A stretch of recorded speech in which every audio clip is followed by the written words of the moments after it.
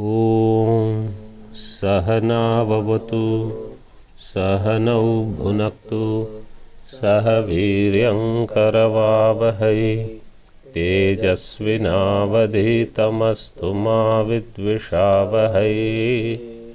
ॐ शान्ति शान्ति शान्तिः। शङ्करं शङ्कराचार्यं केशवं बादरायणं सूत्रभाष्यकृतौ वन्दे भगवन्तौ पुनः पुनः। ईश्वरो गुरुरात्मेति मूर्तिभेदविभागिने व्योमवद्व्याप्तदेहाय दक्षिणामूर्तये नमः। ओम शांति शांति शांति। तृतीय पृष्ठ पर भाष्य में प्रथम पंक्ति से देखो, केन पुनः। तीसरे पृष्ठ पर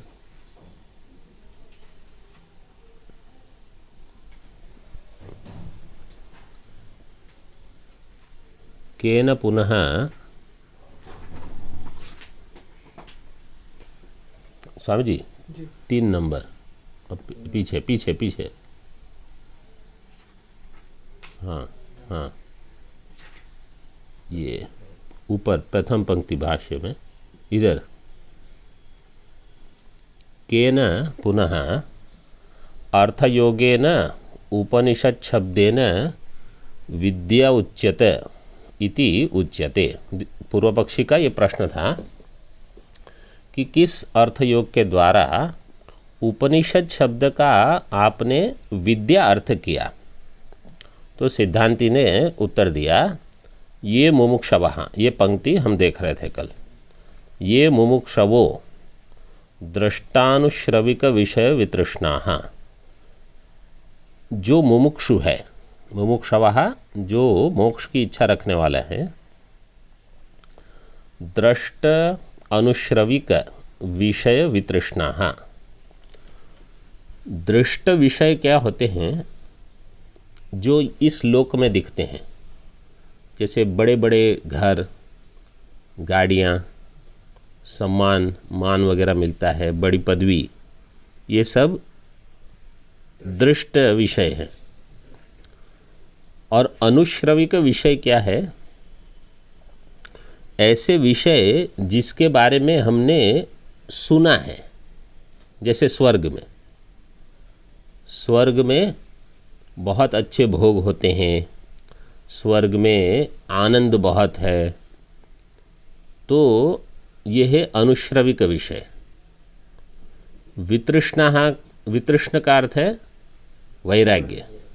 विगता तृष्णा येषाम ते वितृष्णाः। जिनकी तृष्णा मतलब इच्छाएं, दृष्ट विषय की इच्छा और अनुश्रविक विषय की इच्छा चली गई है, उसको कहा जाता है दृष्टानुश्रविक विषय वितृष्णाः। ऐसे लोग वितृष्णाः संतः का अर्थ है ऐसे होते हुए। तो जिनको वैराग्य भी है, दृष्ट अनुश्रविक विषय वितृष्णाः संतः उपनिषद शब्दवाच्याम वक्ष्यमाण लक्षणाम। उपनिषद शब्द के द्वारा जो वक्ष्यमाण लक्षणाम विद्याम, ऐसी विद्या जिसका लक्षण बाद में बताया जाएगा। तो विद्या का मुख्य लक्षण क्या है? कि जो धर्म अधर्म से परे है। धर्म से होता है पुण्य, अधर्म से होता है पाप। पाप पुण्य से परे जो है एक। दूसरा, कार्य कारण से भी परे है। तो ये जगत में जो भी दिखता है, या तो वो कार्य होगा, जैसे ये है, या तो ये कार्य है। तंतु का कार्य क्या है? पट। तो ये कार्य होगा। या तो वो कारण होगा, जैसे तंतु है, मिट्टी है तो कारण है, घट है तो कार्य है। तो या तो कार्य होगा या कारण होगा। माता पिता है तो अपने पुत्र के लिए कारण है, और अपने पिता के लिए, अपने पिता माता के लिए कार्य हो गए। तो ऐसे कार्य कारण में ही पूरे सृष्टि आ जाती है, पूरा ब्रह्मांड कार्य कारण में ही है। उससे परे क्या हो सकता है, वो है ब्रह्म। तो विद्या यहाँ वो बताती है। और तीसरा है या तो भूतकाल, वर्तमान काल या भविष्य काल का होगा, तो कालों से भी परे। तो वक्ष्यमाण लक्षणाम विद्याम उपसद्य, उपसद्य में जो उप है ना, वो उपनिषद का उप है। उसको ध्यान में रखो। उपनिषद शब्द में जो पहला शब्द है उप, वो यहाँ उपसद्य, उसका अर्थ किया उपगम्य। उपगम्य मतलब वहाँ जाकर, उपगमनम का अर्थ है उनके पास जाना। तो देखो ये है विद्या, ठीक है, ये है मुमुक्षु। यहाँ विद्या है, यहाँ मुमुक्षु। अब मुमुक्षु को विद्या के पास जाना है, ठीक है, लेकिन विद्या किसी में रहेगी, गुरु में। तो गुरु विद्या वाले हैं, गुरु के पास मुमुक्षु जाएगा। तो ऐसा कहने के बदले कि मुमुक्षु गुरु के पास जा रहा है, यहाँ क्या कहा, गुरु विद्या के पास जा रहा है।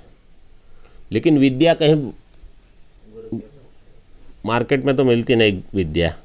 विद्या के लिए गुरु के पास, गुरु के लिए गुरुकुल में जाना पड़ेगा। तो उप मतलब गुरु के समीप जाना, पहला उपगम्य, ठीक है। फिर आगे देखो, तन्निष्ठतया, उसमें जो नी है ना, निष्ठ, निष्ठतया, निश्चयेन, ये है उपनी। उपनिषद में जो नी है उसका अर्थ ये है निष्ठ होके निश्चय पूर्वक, निश्चयेन। निश्चय का अर्थ क्या है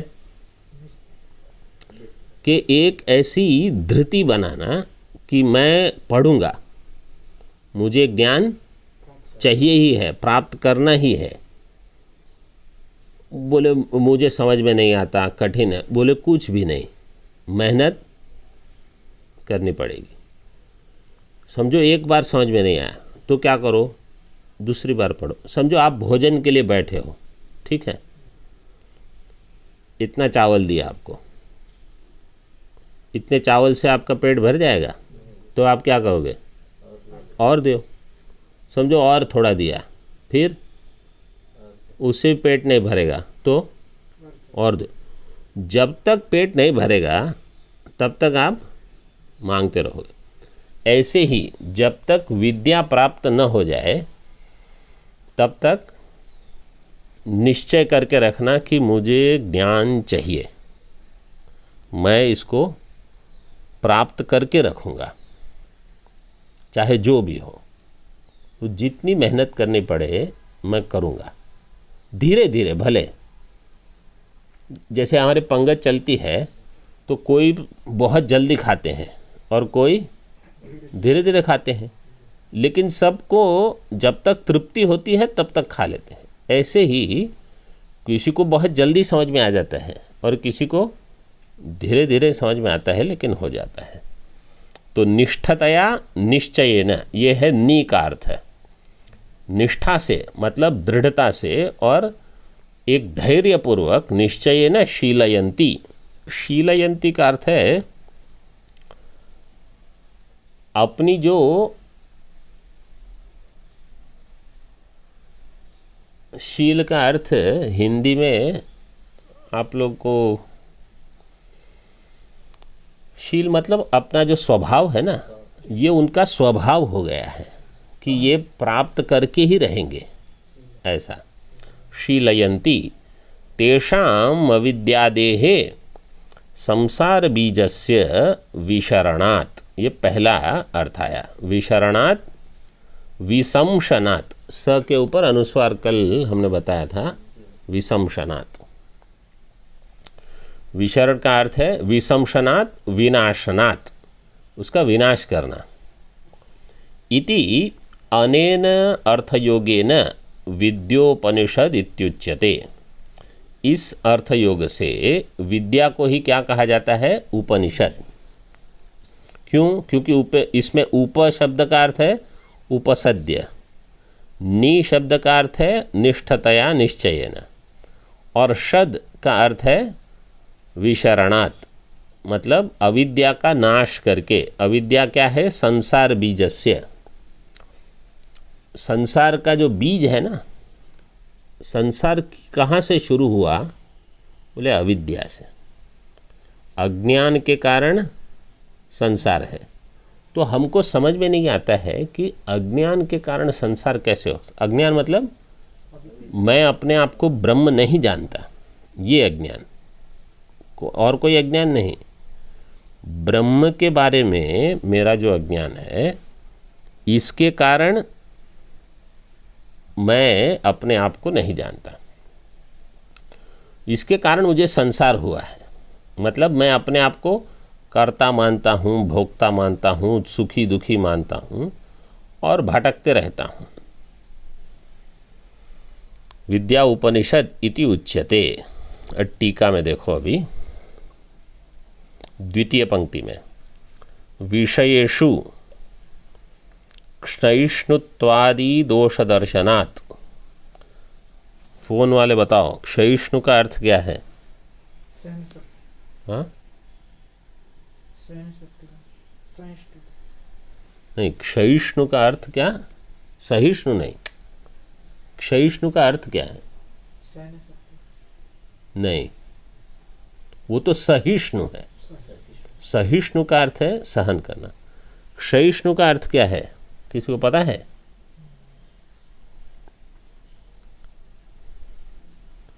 क्षयिष्णु का अर्थ है अनित्य, अनित्यत्व। क्षय मतलब उसका नाश हो जाना। तो इस संसार में जो जो विषय हैं उन सब में अनित्यत्व है, जो भी कुछ है। आदि, अब आदि पद से ले लो। दूसरा क्या दोष है संसार में? देखो, मुमुक्षु कैसे बनते हैं? जो संसार में दोष देखते हैं। जैसे अब दृष्टांत देता हूँ, जैसे इनके गुरुजी थे, कितनी कम आयु में वो साधारण कुछ हुआ, बाइक से गिर गए, उसमें हॉस्पिटल में जाना पड़ा, एनेस्थीसिया, उसमें गड़बड़ हुई, शरीर छोड़ गया।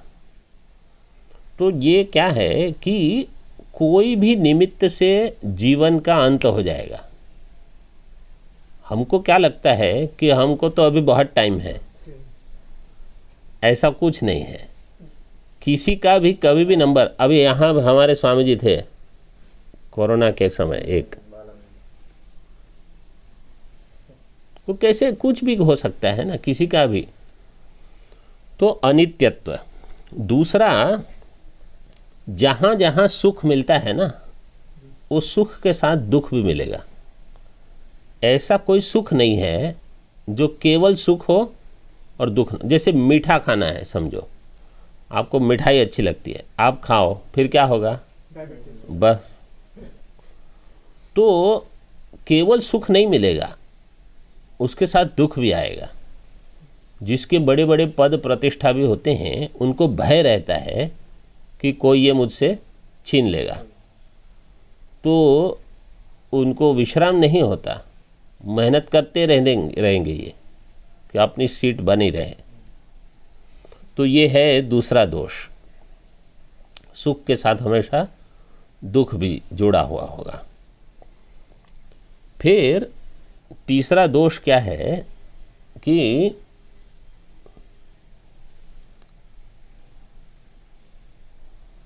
जब कोई भी सुख होता है ना, वो इंद्रियों की शक्ति ले लेता है।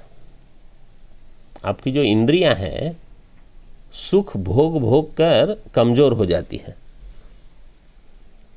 जैसे अन्नम की परिभाषा है, अद्यते अत्ति च भूतानि तस्मात् तदन्नम उच्यते इति। अद्यते का अर्थ है कि जो खाया जाता है, अत्ति च जो खाता है, हाँ, तो जैसे हम भोजन करते रहते हैं तो भोजन पचाना भी पड़ता है, तो धीरे धीरे हमारा शरीर कमज़ोर हो जाता है क्योंकि इतनी सारी ऊर्जा भोजन पचाने में लगती है। तो ये भी एक दोष है। तो जो ऐसे दोष देखते रहते हैं ना, वो विरक्त होते हैं। दोष दर्शनात् विरक्ताः, दोष दर्शन करते हुए जो विरक्त हुए हैं। टीका में दूसरी पंक्ति, केचन मुमुक्षवः, कोई कोई ऐसे मुमुक्षु, प्रसिद्धाः, प्रसिद्धाः का अर्थ है कि ऐसे मुमुक्षु होते हैं। प्रसिद्ध का अर्थ ये नहीं कि समाचार में उनका नाम आता है, प्रसिद्धा का अर्थ है कि ऐसे होते हैं, अच्छे होते हैं साधक। न सर्वे भवादृशाः कामुकाः, सिद्धांति पूर्व पक्षी को कहते, क्योंकि पूर्व पक्षी ने क्या कहा कि ऐसे कोई विद्यार्थी मिलेंगे ही नहीं जो साधन चतुष्टय संपन्न हो, जिनको ज्ञान की प्राप्ति हो। सिद्धांति कहता है सर्वे न भवादृशाः, सभी लोग आपके जैसे नहीं होते। कैसे? कामुकाः, आप तो बहुत कामना वाले हो, लेकिन सभी लोग ऐसे नहीं होते, मोक्ष वाले भी होते हैं। कामुकाः एव इति यत् शब्देन प्रसिद्धावद्योतकेन कथयति। यत् शब्द जो दिया, ये मुमुक्षवो, वो उसमें जो यत् शब्द है वो प्रसिद्धि का अवद्योतक है कि ऐसे भी होते हैं मुमुक्षु जो सब कुछ छोड़ करके, जिनको विषयों के प्रति वैराग्य हो गया है। तो हमारे यहाँ तो ऐसे महात्मा बहुत हैं जो वास्तव में विरक्त हैं ऐसे, और हम भी ऐसे जितना जी सकते हैं उतना अच्छा है। आप लोग भी हैं विरक्त ही, मैंने ऐसे नहीं कहता कि आप नहीं हो, लेकिन जब दृष्टांत देते हैं ना तो किसी और का दृष्टांत देते हैं तो अच्छा है, अपना दृष्टांत नहीं देते। अवद्योतकेन कथयति। आनुश्रविकाः शब्द प्रतिपन्नाः स्वर्गभोगादयः। आनुश्रविक जो भाष्य में कहा, अनुश्रविक दृष्ट, आनुश्रविक, आनुश्रविक का अर्थ क्या? शब्द प्रतिपन्नाः स्वर्गभोग, जिसका ज्ञान केवल शब्द से होता है, क्योंकि स्वर्ग में तो कोई जाके आया नहीं। हम लोग में से कोई पूछेगा कि स्वर्ग में बहुत भोग है, बोले अभी आप जाके आए कि क्या?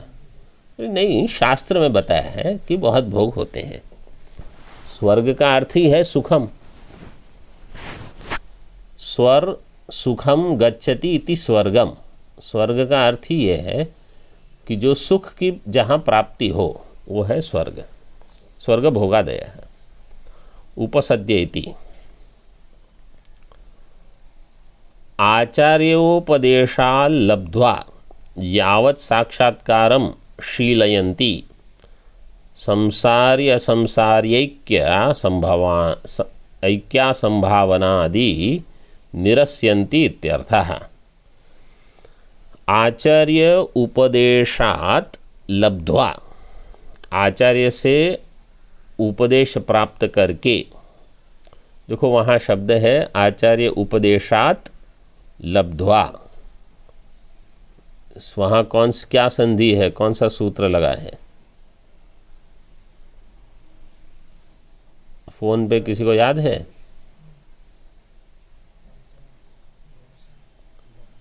फ़ोन पे भी यहाँ विद्यार्थी है तो इनके लिए 7 लोग फ़ोन पे हैं, तो मैं सबको उनको भी पूछता हूँ कभी कभी।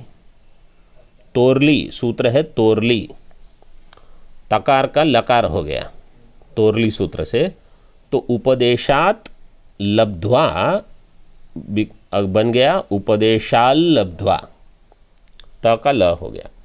आचार्य से उपदेश प्राप्त करके यावत् साक्षात्कारम शीलयन्ति, जब तक साक्षात्कार न हो जाए तब तक ऐसा जीवन बनाए रखते हैं। ये बहुत कठिन है। देखो एक बार उपदेश मिल गया, ठीक है, कि तुम ब्रह्म हो, थोड़े ग्रंथ भी पढ़ लिए, फिर पूरे जीवन भर जब तक साक्षात्कार न हो जाए कि मैं ब्रह्म हूँ, इस प्रकार का ज्ञान दृढ़ न हो जाए, तब तक ऐसा जीवन जीना। शीलयंती संसार या संसार यैक्या संभावनादि निरस्यन्ति इत्यर्थ है। पूर्व पक्षी ने कहा था कि जीव जो है वो संसारी है और ब्रह्म है असंसारी है, और आप कहते हो जीव ब्रह्म है, तो संसारी असंसारी का जो ऐक्य है, ऐक्य की असंभावना है। संसारी असंसारी कैसे हो सकता है, मतलब मैं ब्रह्म कैसे हो सकता हूँ? तो उस संसारी असंसारी के ऐक्य की असंभावना आदि निरस्यन्ति। 8 नंबर टिप्पणी में देखो, पहले 7 नंबर देखो और फिर 8। 7 नंबर टिप्पणी में कहा आचार्योपदेशाद लब्ध्वा इति श्रवण मुक्तम। आचार्य से उपदेश प्राप्त करना का अर्थ क्या है? श्रवण। और 8 नंबर में कहा मनन निदिध्यासने विवक्षितत्वा शीलयंती इति पदम व्याचष्टे। तो 3 साधना हो गई, श्रवणम, मनन, निदिध्यासन। आचार्य के पास जब होते हो तो श्रवण होता है बहुत, आचार्य के पास मतलब आचार्य की उपस्थिति में। फिर जब आप कमरे में जाते हो, गंगा किनारे जाते हो, जंगल जाते हो या सेवा करते हो, तो क्या करना? बोले मननम करो। मनन क्या करना कि आज मैंने क्या पढ़ा था। तो देखो अभी आप दोनों भी समझो सुबह पाठ हो गया अभी, ठीक है, फिर आप गंगा गए या कुछ सेवा वगैरह कर रहे हो, तो ऐसे सोचना कि आज कठोपनिषद में क्या आया था, उसमें से मुझे क्या याद है, पुस्तक के बिना याद करने का प्रयास करो। कि श्रवणम बताया था कि आचार्य के पास जाना, जिसको वैराग्य हो, जो विषय में दोष दर्शन करे कि अनित्यत्व है, सुख के साथ दुख मिश्रित होता है, दुख मिश्रितत्वम, इंद्रियां कमज़ोर हो जाती हैं। तो ये सब दोष को याद रखना, ये है मनन।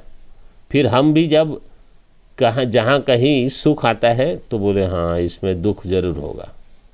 जैसे व्याप्ति क्या है, जहाँ जहाँ धूम है वहाँ वहाँ वन्नी है, क्योंकि धूम है तो वन्नी जरूर होगी, ऐसे हम बोलते हैं। यत्र यत्र धूमः वन्नी, जहाँ जहाँ धूम है वहाँ वहाँ वन्नी होगी। तो बोलो जहाँ जहाँ सुख दिख रहा है ना विषय में, वहाँ वहाँ दुख होगा, ये व्याप्ति है। बोले दिखता तो है कि ये बहुत सुखी है, लेकिन दुख तो होगा ही, क्यों? व्याप्ति है हमारे पास। ऐसे तो मनन निधि ध्यासन ऐसे करते हैं। विवक्षितत्वा शीलयंती इति पदम। ऊपर देखो अभी भाष्य में, तथा च वक्ष्यति निचाय तम मृत्यु मुखात प्रमुच्यते। निचाय मतलब इस प्रकार के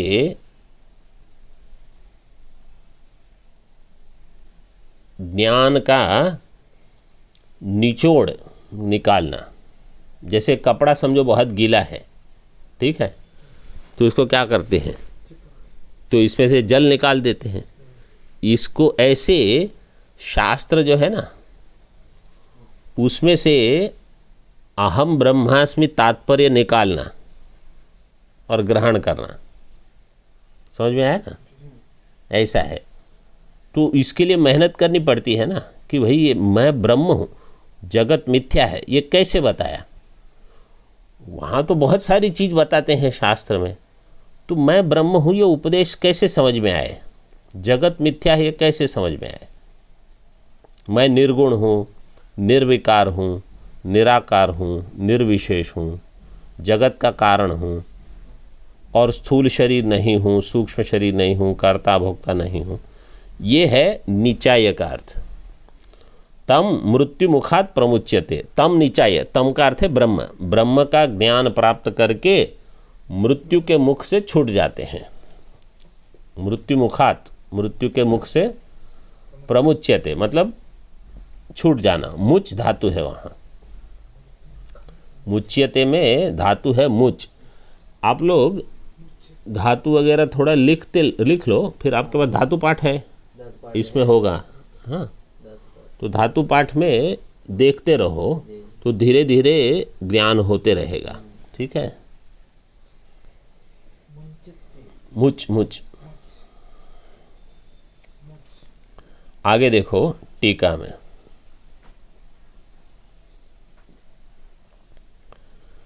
गत्यर्थम आदाय आह। अभी दूसरा अर्थ, शद धातु का पहला अर्थ था गति, विशरण। दूसरा अर्थ है अभी गति। गति अर्थ लेके अर्थ करते हैं। गत्यर्थम आदाय आह भाष्य में, पूर्वोक्त विशेषणान मुमुक्षून् वा परम ब्रह्म गमयति इति ब्रह्मगमयितृत्वेन योगात् ब्रह्म विद्योपनिषद। पूर्वोक्त विशेषणान, पूर्वोक्त विशेषण वाला जो मुमुक्षु है, ऐसे मुमुक्षुन मतलब एक नहीं बहुवचन दिया है। पूर्वोक्त विशेषणान मुमुक्षुन, पूर्वोक्त विशेषण मतलब दृष्टानुश्रविक विषय वितृष्णाः, और जो गुरु के उपसत्ति जिसने की है, जो निश्चय से वहाँ रहते हैं, ऐसे सब विशेषणान मुमुक्षून परम वा परम ब्रह्म गमयति इति, परम ब्रह्म को गमयति प्राप्त कराती है जो विद्या, परम ब्रह्म को प्राप्त कराने वाली जो विद्या है, इति ब्रह्म गमयितृत्वेन योगात् ब्रह्म विद्या उपनिषद। ब्रह्म गमयितृत्वेन, ब्रह्म की प्राप्ति कराने वाली होने से, मैं ब्रह्म हूँ तो मुझे ब्रह्म की प्राप्ति। लेकिन ऐसा नहीं है कि जैसे मैं अभी ऋषिकेश में हूँ और मुझे हरिद्वार जाना है तो मुझे हरिद्वार की प्राप्ति होगी, वहाँ जा के प्राप्ति। ऐसा नहीं है कि मैं यहाँ हूँ, ब्रह्म कहीं है, मुझे ही ज्ञान हो जाएगा कि मैं ब्रह्म हूँ, ऐसे ब्रह्म की प्राप्ति हो। यह है ब्रह्म गमयितृत्व। ब्रह्म गमयितृत्वेन योगात् ब्रह्म विद्या उपनिषद। योगात्, यहाँ योग क्या है? हाँ, यहाँ योग का अर्थ है ज्ञान, मतलब ऐसी समझ होने से, ऐसी समझ बन जाएगी आपकी। ब्रह्म विद्या ही उपनिषद है। तो देखो कहना क्या चाहते हैं, उपनिषद शब्द का अर्थ है विद्या, ब्रह्म विद्या। तो मैं उपनिषद पढ़ रहा हूँ मतलब मैं ब्रह्म विद्या पढ़ रहा हूँ, ऐसे ब्रह्म विद्योपनिषद। तथा च वक्ष्यति, और इसी उपनिषद में आएगा। जो पहले भी दिया तथा च वक्ष्यति, वो भी इसी उपनिषद का उदाहरण है। वो नीचे 3 नंबर टिप्पणी में उसका नंबर दिया है 1, 3, 15। अभी ये जो दूसरा है इसका भी नंबर दे दिया है, तथा च वक्ष्यति 2, 3, 18। तो बाद में आपको देखना है तो देख लेना।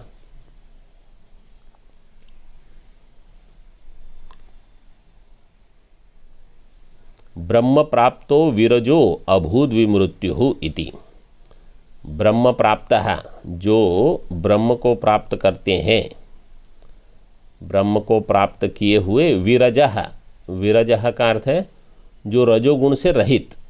रज का अर्थ है, रज का एक अर्थ है रजोगुण, रज का एक अर्थ है अशुद्धि, क्योंकि रज मतलब धूल, वो अशुद्धि है, उससे साफ हो जाना। विरजः अभूत विमृत्यु, विमृत्यु मतलब मृत्यु से रहित।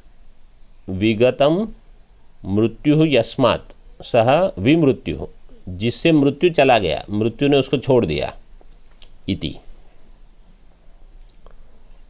ये 2 अर्थ हो गए। देखो उपनिषद का पहला अर्थ क्या किया कि जो अविद्या को संसार बीज का नाश करे, ये विद्या हो गई उपनिषद। ठीक है, दूसरा जो ब्रह्म की प्राप्ति कराए,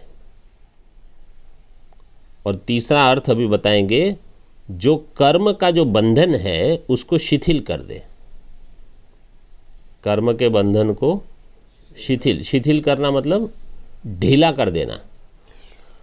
समझो कर्म ने मुझे एकदम बांध के रखा है, ठीक है, और विद्या की प्राप्ति से क्या हो जाएगा, ढीला हो जाएगा, शिथिल हो जाएगा। बोले कर्म का बंधन शिथिल कैसे होगा, तो उस पर हम कल चर्चा करेंगे। लेकिन ये सब किसके लिए होगा, जो वैराग्य वाला हो, जिसको यहाँ के विषय से भी वैराग्य हो, स्वर्ग आदि के विषय से भी वैराग्य हो, जो निश्चय वाला हो कि मुझे ज्ञान चाहिए ही चाहिए। ऐसे सबको ये नहीं होगा, सबका संसार का नाश नहीं होगा। जिसने निश्चय किया है, जो गुरु के पास जाके एकाग्र मन से ठीक ठीक अध्ययन करता है और फिर उसका मनन करता है, उस पर चिंतन करता है, उसको ये ज्ञान की प्राप्ति हो जाएगी। ये दो अर्थ हो गए। और तीसरा अर्थ है कर्म बंधन का शिथिलीकरण, उसको कहा अवसादन। अवसादन का अर्थ वो है, वो अर्थ को कल हम देखेंगे, टीका में, भाष्य में देखेंगे कल। ओम पूर्णमदः पूर्णमिदं पूर्णात्